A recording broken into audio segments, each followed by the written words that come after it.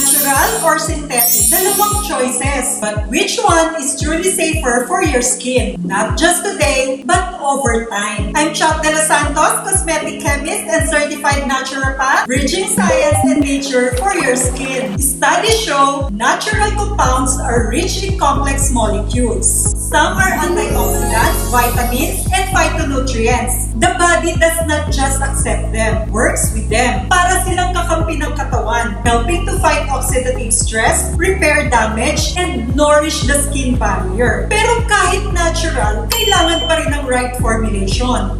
Tamang pH, stability, at preservation para maging safe at effective. These are symphonies of nature, working in harmony with our biology. Parang orchestra na sabay-sabay tumugtog for your skin's wellness. Now about synthetics, the concern is not always the ingredient, but the process behind it. One example is ethoxylation, a process used in cosmetics to make ingredients gentler or more soluble. But it can create a contaminant called 1,4-dioxane. It's not actually added on purpose. It's a leftover. Studies show that high doses over time can harm organs and even cause cancer. So regulators keep it under strict limits. Think of it like a glass that looks clean, pero may naiwan na maliit na residue. Small as it is, when it builds over time, it can put our health at risk. That's why going back to nature, guided by the right science, remains the best path